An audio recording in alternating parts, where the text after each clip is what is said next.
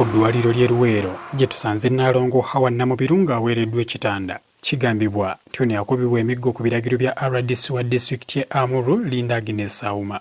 Namubiru musuubuzi w'amanda era mutuuze w'ekiwogozi mu ttawuni kkanso y'e Luweero. Ono agamba nti yakwatibwa bbalazi ya ssabbiiti ewedde ng'alumiriza nti abaamukuba baali baserikale basatu.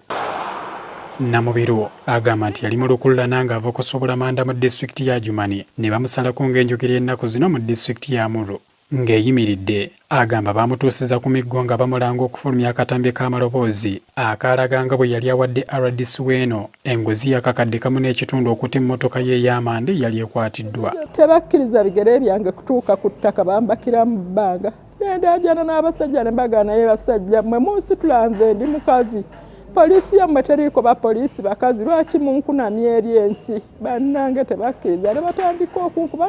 Agamba nga bamaze okumuligita emigoba nte bamusiba ku miguwa ne banne yogayoga nga bali mu ofiisi ya RDC eyamuggyako essimu gye yalowooza nti gye yakozesa okukwata amaloboozi era oluvannyuma ne batwalibwa mu kaduukulu ka poliisi ne basulamu ennaku 3.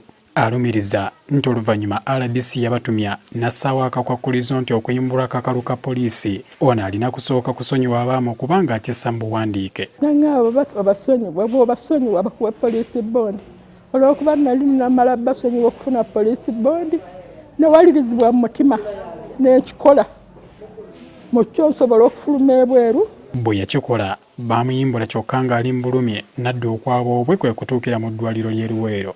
Amyoka atwala eddwaliro lino Dr. Wilson Byakuno annyonnyodde embeera gy'ali mu kati.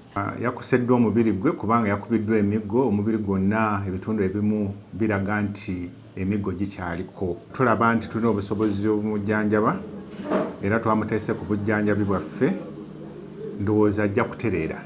Namubiru mubuuzizza ku bya ssente ez'ekyoja mu miro ezigambibwa nti yaziwa RDC ono okutta emmotoka ye n'ampitiramu nga bwe byali. Nayogerako na RDC ku ssimu n'antegeeza n'aŋŋamba nti sokke kankuweereza abavubuka bange bye mbatumye bwe munaaba mukkaanyizzaako bajja kkuta.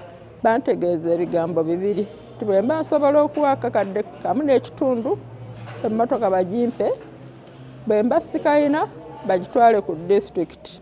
Nakubira ku mikwano gyange ne baganda bange, brother wange ne bamuwa bo ennamba kw'alina obbateera ssente. Yabateerako akakadde $5,000 n'azifuna kwa agenti namba. Ntuukiridde RDC Linda Agnes Auma ku lukomo lwa ssimu kyokka ebimwogerwako n'abyesammula. I'm aware. In fact, right now, I'm even writing a report in regards to that. I'm not denying that Awa wasn't tortured, but the allegation on my security is a lie. Then on the issue that she was being beaten because she had paid a bribe of 1.5 M, what is your take on that? That's a complete lie. If you observe carefully, Awa is not being honest, and God will punish her. Our case was supposed to be handled with extra care because there was already a case. Okay. So the issue of 1.5 as a reason of beating Awa is a lie.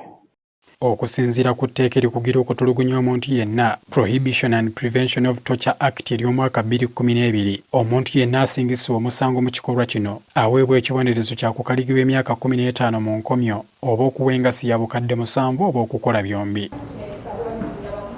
Robert Kamoga, NTV ya Kawungezi.